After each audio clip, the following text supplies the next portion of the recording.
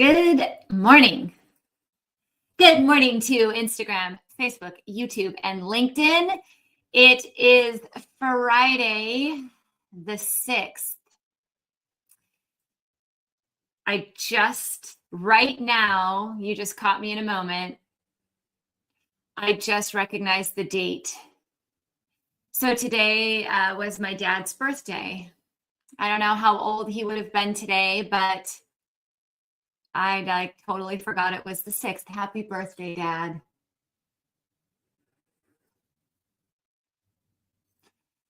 Good morning. So what should we talk about today, huh? I do have some announcements. I do want to give you guys a minute or two to pop in. Please say hello, good morning, how you doing, where you from? Give me a little interaction, some hearts, some thumbs up. I forgot to put my mic on for Instagram today. You guys hear me okay? I could add it, but then I worry that I'll do something wrong. Well, we'll try. I don't know. So anyway, are we all good? Are we here? How are we doing over there on Facebook and YouTube and LinkedIn? So I seriously cannot believe it's December.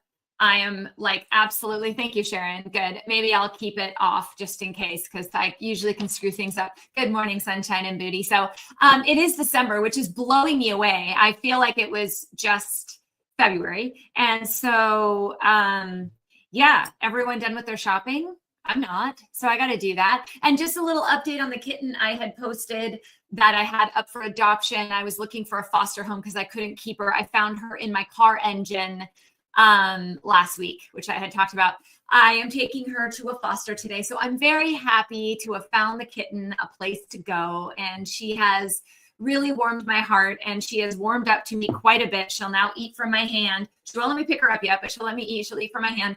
And so just developing that little relationship over a week has been lovely and rewarding. It is amazing how animals can do that. Right? So are we mostly all here? Are we all popping in? I hate giving announcements and then no one hears them. Did I post pictures? I didn't look for a picture. I didn't have it on YouTube. So if you were on YouTube, you may not have seen it, but I did post it to my story a couple of times on Facebook and Instagram. I had this little baby kitten. I mean, she might have been 6 weeks old, maybe. That was in my car engine.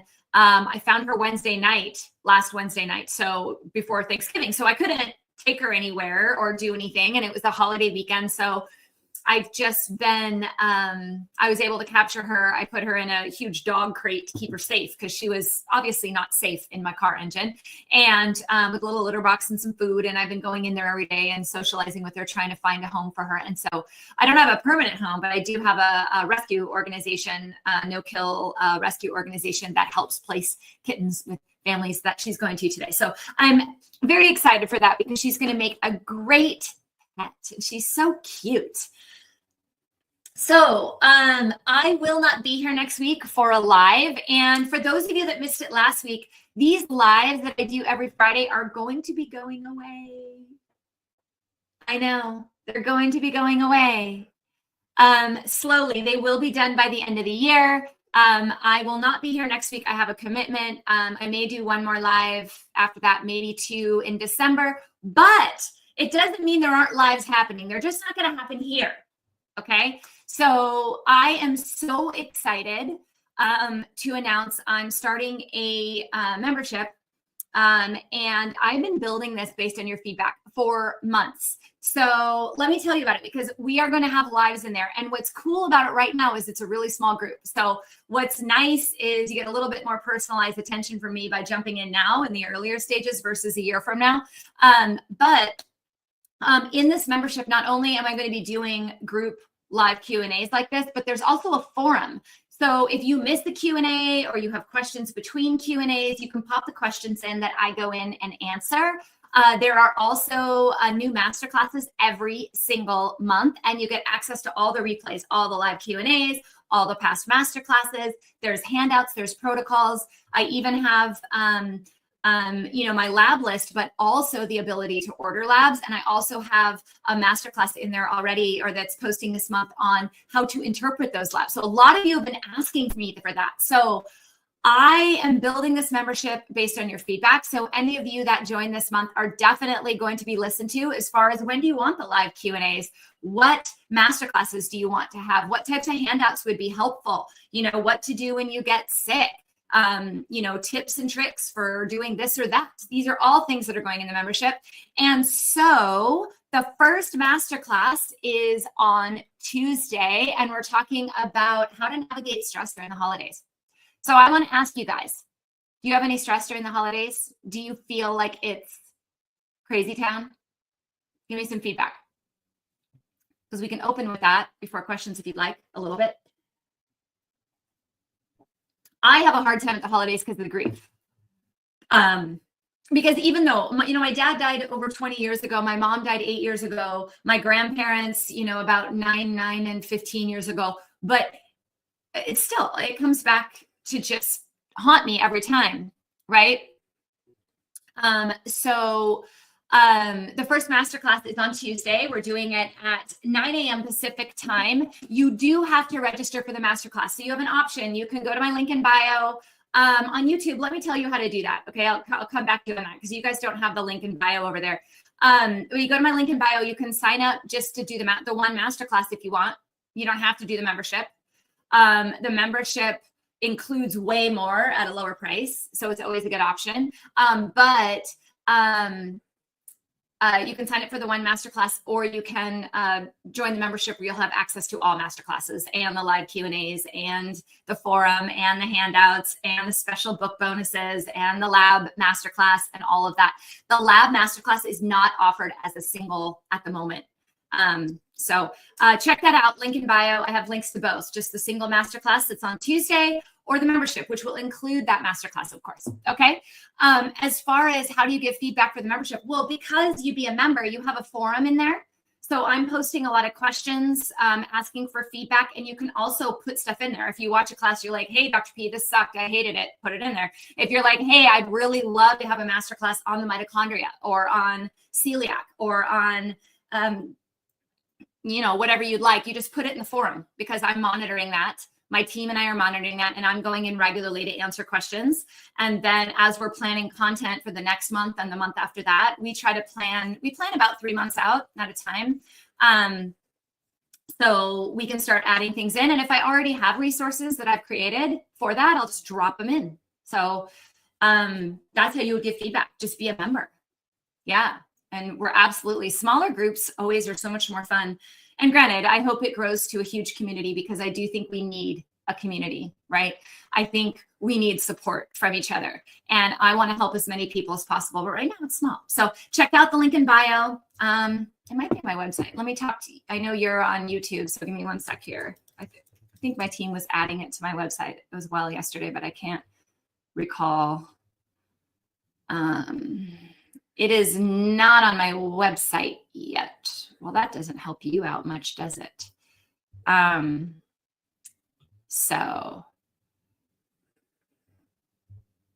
you are a member. Oh, great. You already signed up. Perfect. I don't know, because your name is different than your name. So yeah, if you are, there's a forum in there. It may not have gone live yet. It definitely goes live Monday. I did write it in there, but I know we haven't turned all of it on because we were doing a pre-sale. So I think Monday you'll start seeing the forum, and you can type whatever you want in there. It's great.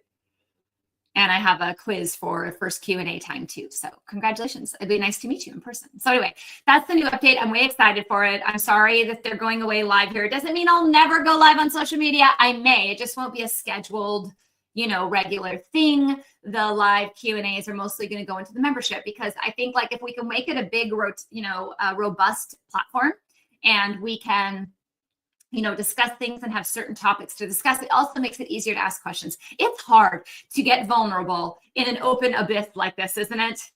I mean, I don't even know what it's like getting vulnerable in open abyss. You're opening yourself up to all sorts of strangers. But when you're in a community and you see other people commenting and you can relate, it becomes a little bit more, not only supportive, but a little bit more safe.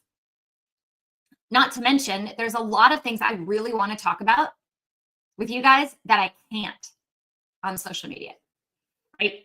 Like often you guys will ask me a question that's kind of controversial and I'm like, I can't talk about that, right? I can talk about that in the new membership. I cannot talk about a lot of stuff here. And a lot of the stuff that we talk about can be out of the box, or maybe opinions that the general consensus would silence my profile for, right? So there were some of the reasons I created the membership, is so that we could have a more open, vulnerable conversation. Yes. So cool. So I'm very excited about that. No feedback from Instagram or Facebook or anything on that. Am I like not live there? Are you guys like, oh man? If you want to check it out, go to my link in bio.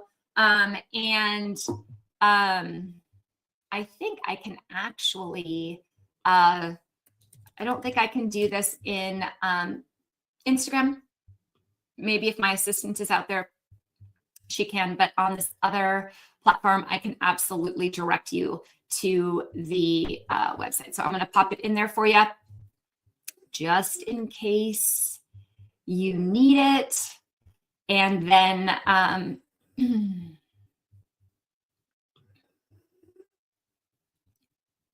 perfect. Just so that you guys have the info. And if you are on the social media platforms, it is absolutely in my link in bio.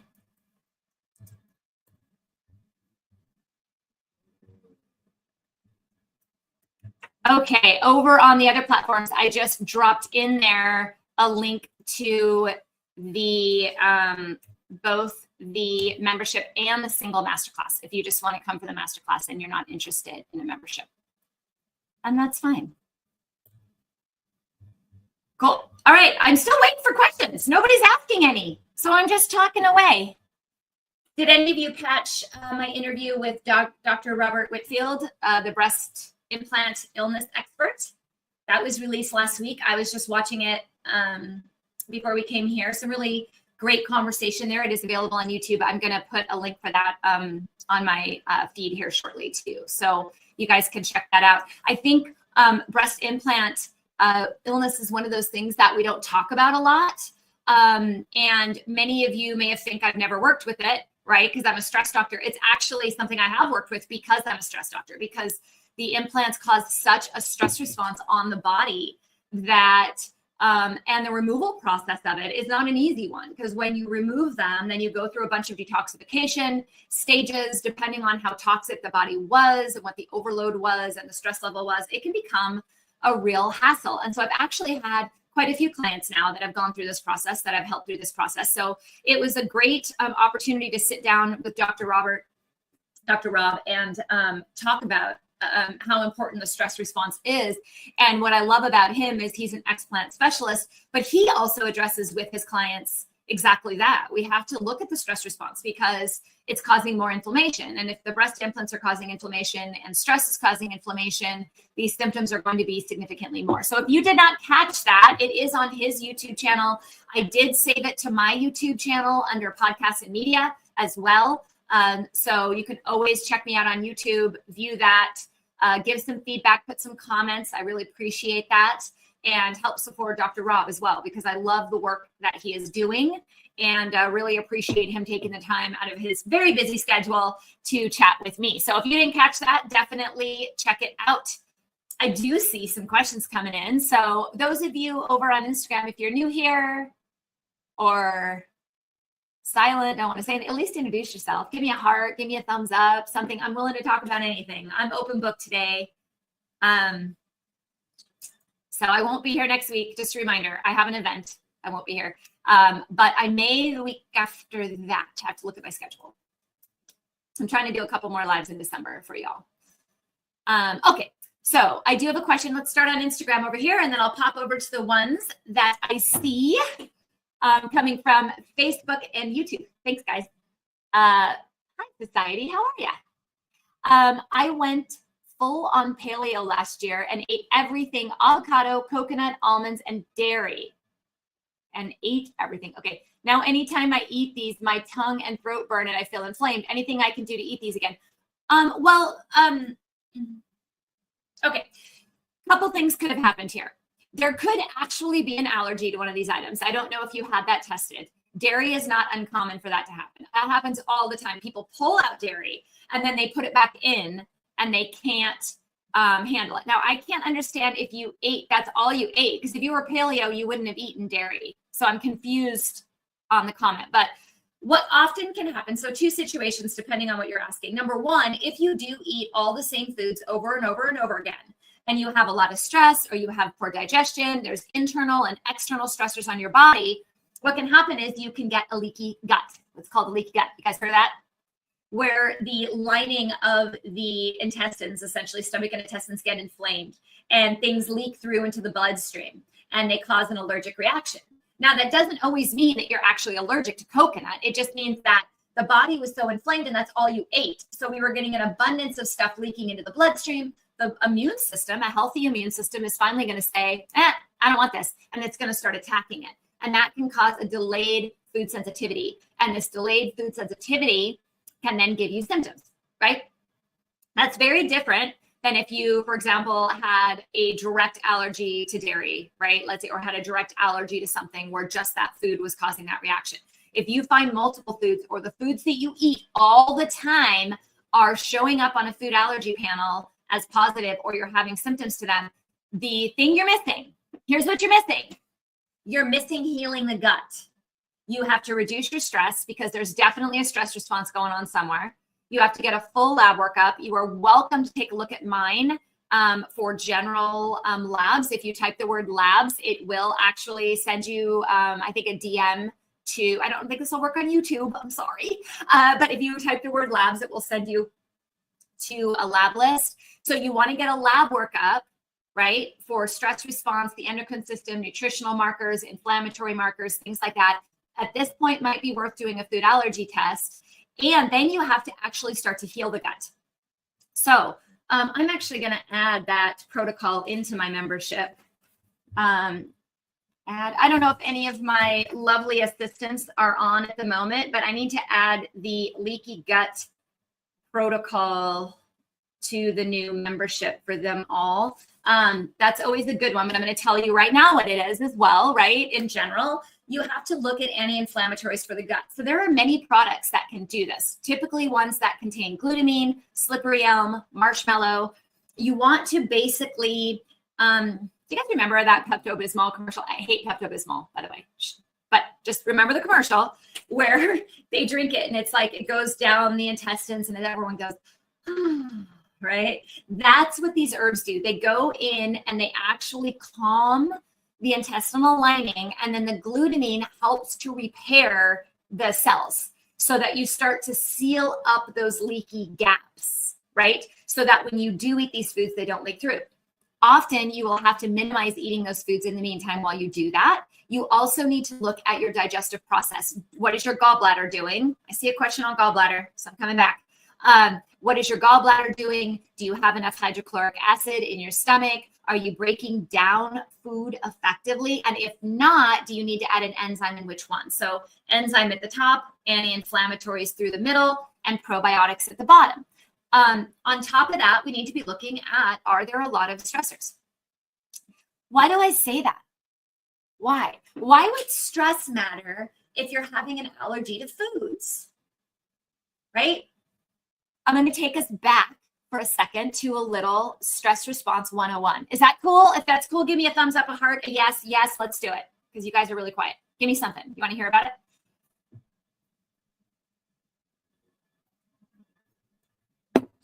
So nobody said yes, but we're going to go anyway. So when you have two different nervous systems, you have a fight or flight there. Thank you. Yes. You have a fight or flight, which is like I'm running from a bear, I'm under stress, and you have a rest and digest, right? Which is your calm parasympathetic system.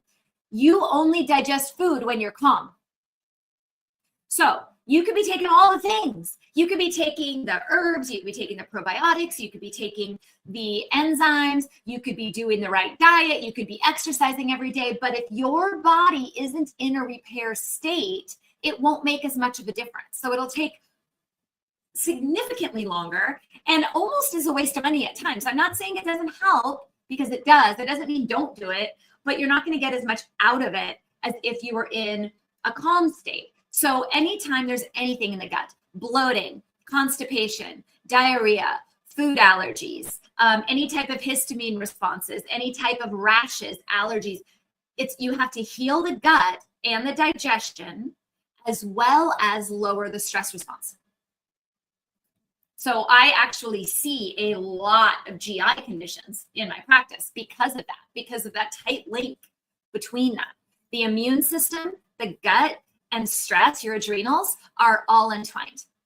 So I hope that helps. Is my membership open right now? Absolutely it is. Link in bio. I don't know if you can click on the link in bio while you're live, but it's there. So as soon as we're done, you can click on it. It's absolutely there.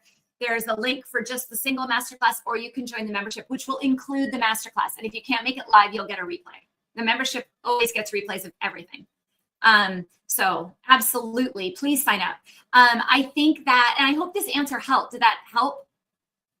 Yeah, and we can dive more into that as well in there. But I think it's really important to always recognize the impact that stress has, because so many of you come to me and say that you do all the right things and you're not getting any better. Anyone out there? It's like, oh my God, I feel like I do everything. I take supplements, I eat right, I exercise, I do all these things, yet I don't feel any better, right? And so that's when we need to start really looking at the adrenals. Is the stress response getting in your way? Is cortisol stopping all your awesome efforts to be healthy? And how do we address that, right? Okay, let me see. I had some questions over here. I see Fit20. I'm coming back to you, love. I think you were the next one on Instagram. So let me catch up. Over here on YouTube and Facebook and LinkedIn. What mental health advice do you have for not eating too much or too frequently? I really want to get a hold of being regular. I know I'm bringing up in very, being regular, like in bowel movements, or are you talking about just the eating too much? Can you clarify that question? Because I'd really like to answer it. I think it's a great question. I just want to make sure I'm answering the right question. Or is that two questions? It's two questions. So one is, what mental health advice do I have for not eating too much or too frequently? And then getting hold of having regular bowel movements. Well, not eating too much or too frequently, if you're someone that eats too much, Steve, I see that, bear with me, I'll repeat.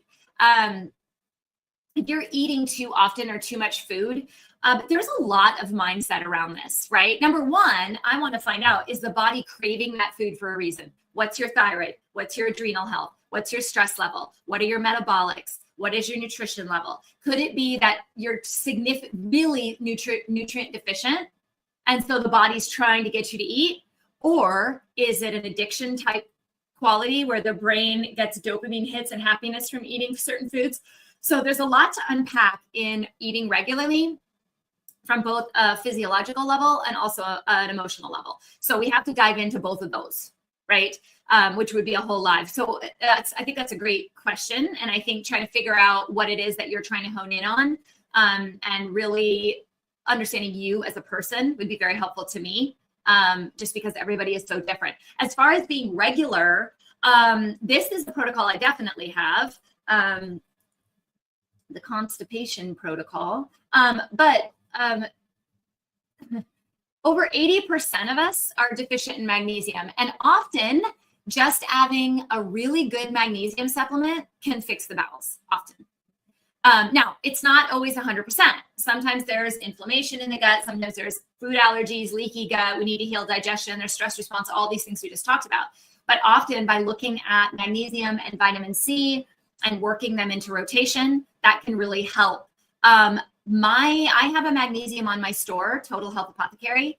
I believe I even have a constipation bundle on my store that talks about some different supplements that I use for that. That not only, here's the thing.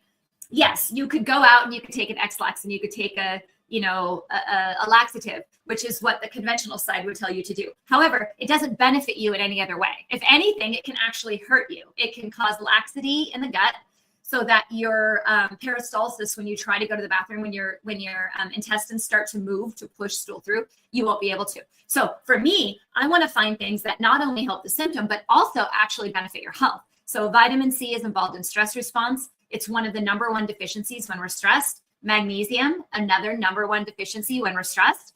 And so by putting those back in, not only are you addressing the bowels, but you're also addressing likely part of the reason why you're constipated in the first place.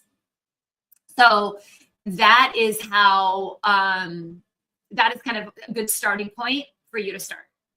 And so, and I know you remember, so let's start a thread on this maybe in the membership. Let's start a thread on constipation and let's unpack it together as a team all together. Sound good?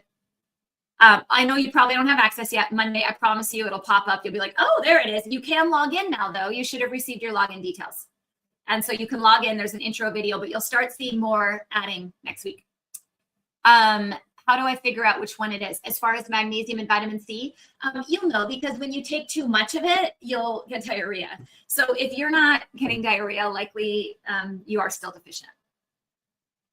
On that membership real quick, Steve showed up like, Steve, I announced a new membership. I'm so excited. I honestly am so excited. So the lives here on Fridays are going to be dwindling away. I will occasionally go live, but it won't be a regular thing. The lives are moving inside the membership, but also in the membership, we have a forum where I'll go in and answer questions once a week. So you can type questions in between. There's also a new masterclass every single month. And there's a bunch of protocols and handouts. And anyone who's joining in these early stages is going to have a lot of say in the content.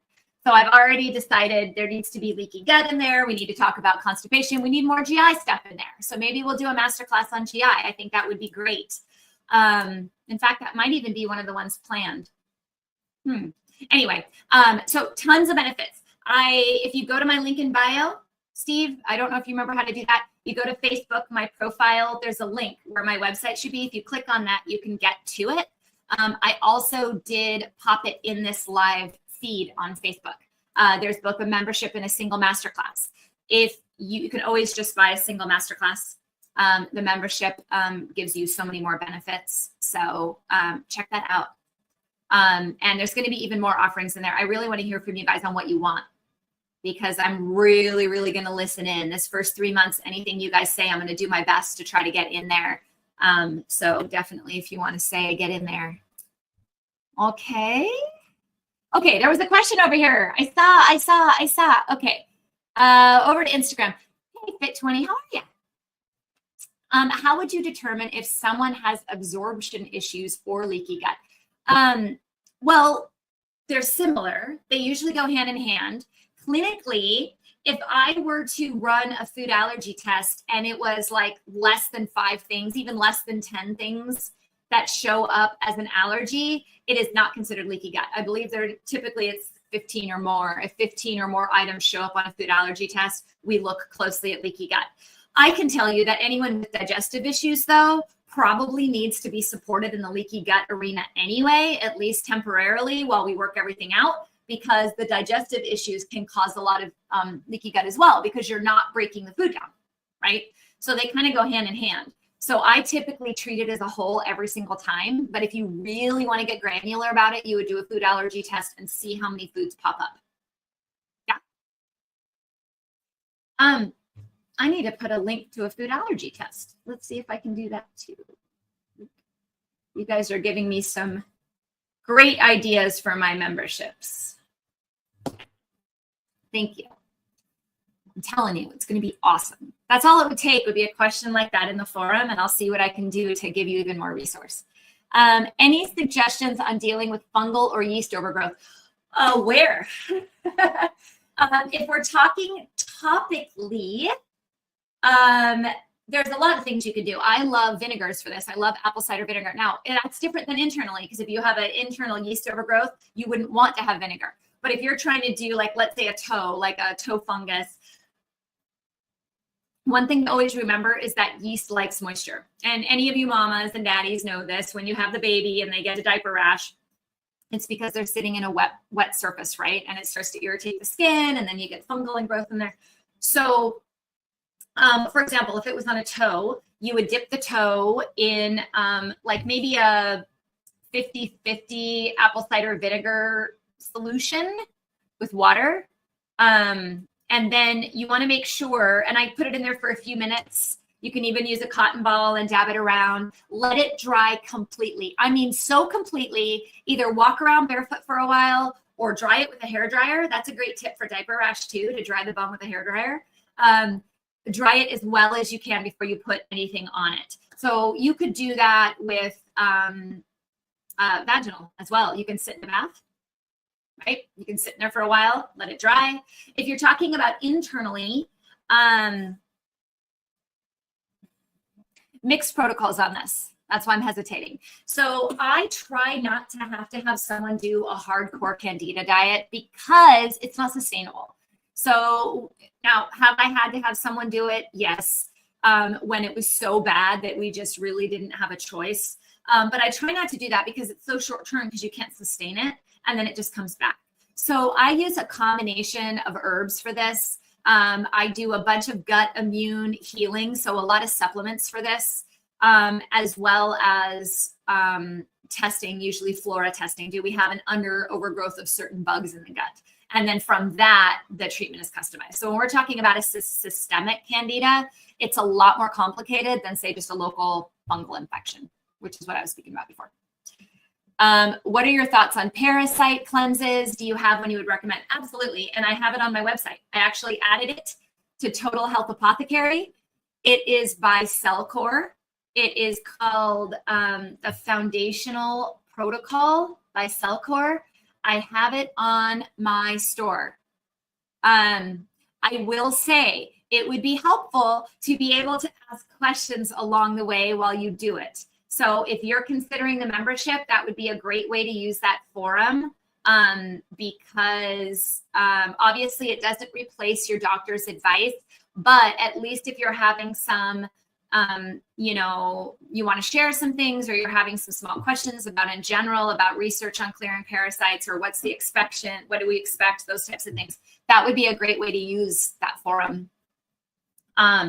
It is called the Foundational Protocol. And I might even do a challenge group on that as well, but Foundational Protocol by Cellcore. I personally did that. I think you've been coming for a while. Do you remember when I was doing a 4-month cleanse? I started it, I think, around maybe March. I know some of you out there have done it as well. Yeah, I had some really interesting things, but I will tell you, my energy, I was already had good energy. My energy is so much better after that. And I am sleeping so much deeper. I thought if you would have asked me prior to that, if I was sleeping well and if I had good energy, I would have said yes. And now I would say, no, I wasn't, because it's so much better now. So I do think there is a lot to it. I think there's a lot of really bad parasite cleanses out there. And I think there's a lot of hype around it in the wrong places. I think it is a comprehensive approach. You can't just clear the parasites and expect a response.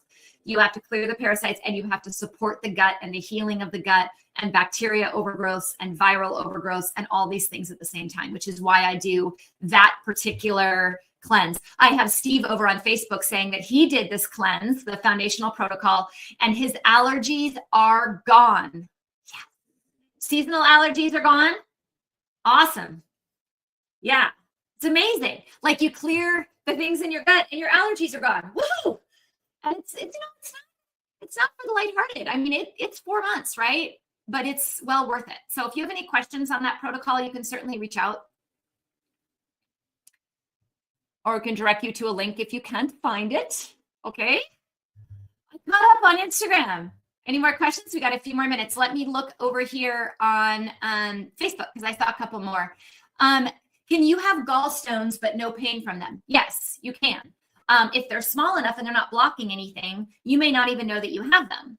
I will say, if you have gallstones, though, I definitely would make sure that you're doing a digestive enzyme, because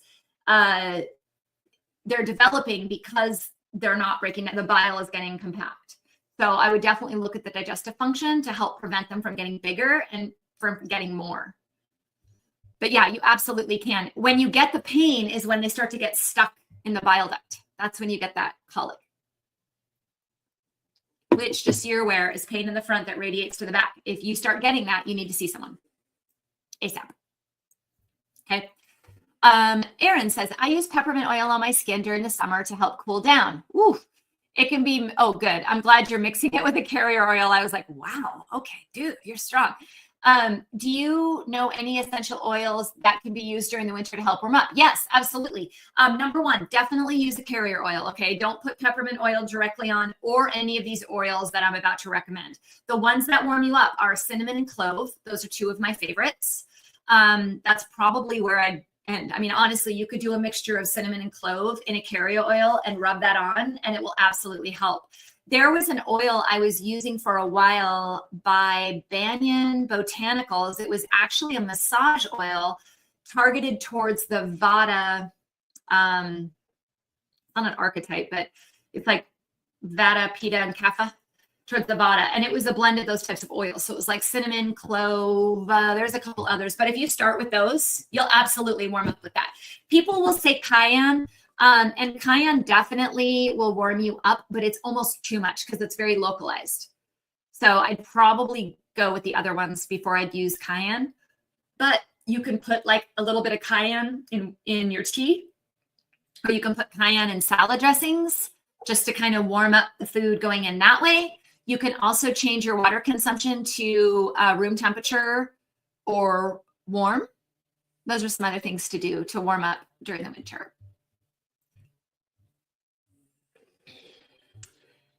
Any tips for being more in my body and less in my head? Great question. Trying to overcome subconscious anxiety. I don't think I'm ever reaching a calm state. I'm stuck. Yeah.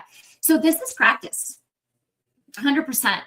I do have a lot of these tips. I have a DIY program called Total Anxiety Turnaround.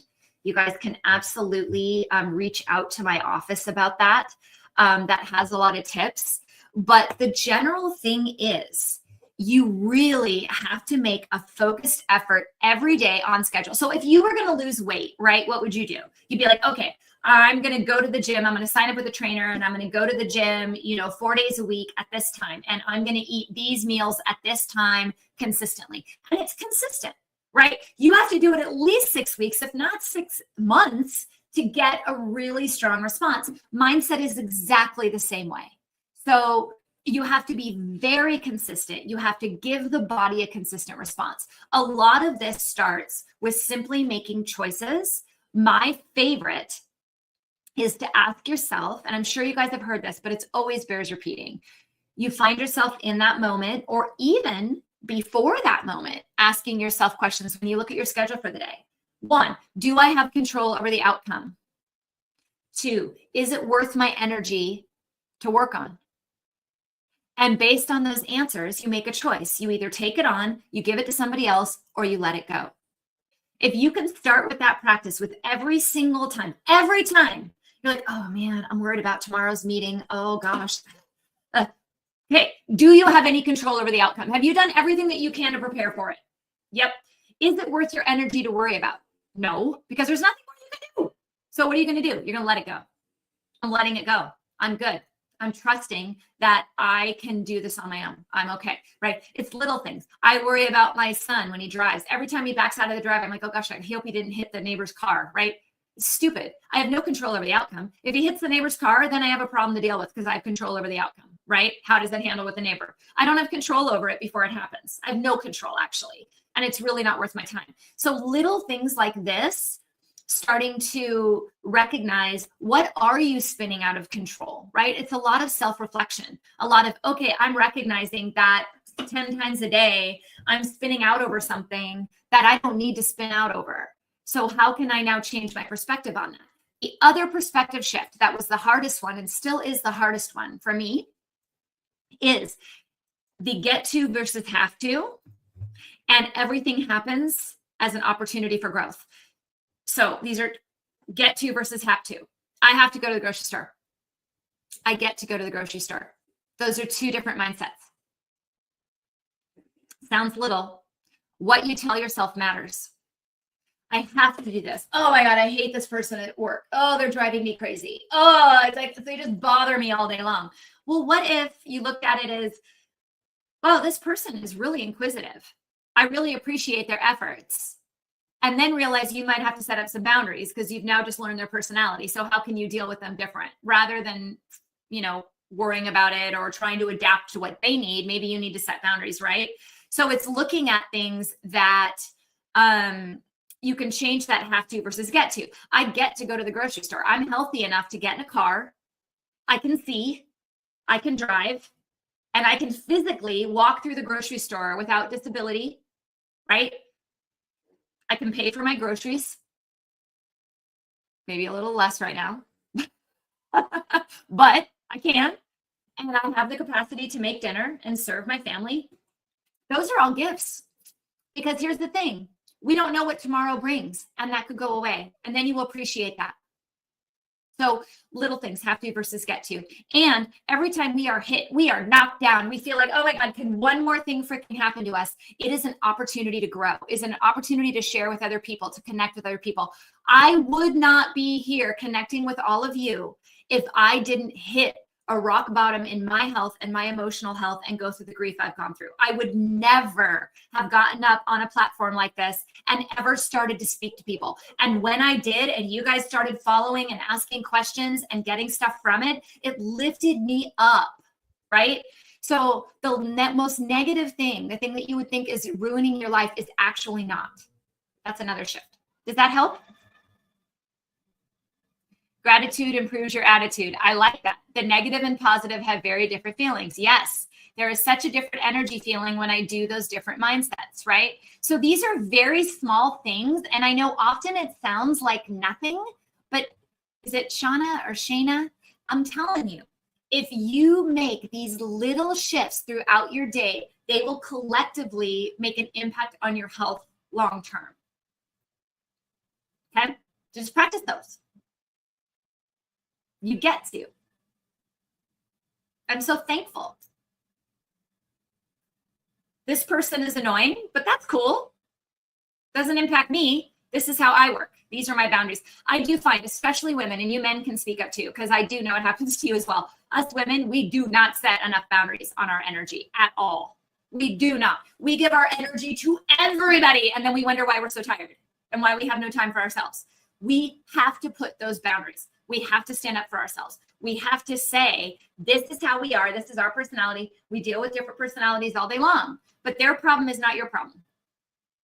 Half the time when I did that exercise of like, what's worth my time to think about, literally over 80% of the things that I was worrying about had nothing to do with me. Nothing. There was something that someone else was dealing with that I was taking on. That wasn't my problem to take on, right? Does that help? I hope so. I have a couple more questions and then I got to bail. Hi, Timothy. How are you? I get pain in my back during some mornings when I take my first deep breath and then it releases. Would this be a gallbladder issue? I don't know. It could also be a rib. Sometimes when we sleep, we sublux a rib a little bit. And then when we take a deep breath, it pops back into place. I'd probably lean towards more of a costochondritis, inflammation of the rib head, but I don't know. I mean, definitely have it checked out. I'm not your physician. So if that's something that's happening on a regular, I would definitely, make sure that somebody's taking a look at that for you, just to make sure that that's all it is. Susan says, I hear many good things about using castor oil. Is it safe? Some use it in the eyes to help dry eyes, other skin issues, and inflammatory oil. Consuming castor oil is a pretty big deal. So I'm not going to talk about that because that's not something you should be doing on your own. As far as using castor oil packs, putting them over the liver. So you put castor oil on the abdomen, do a thin cloth and then a heating pad.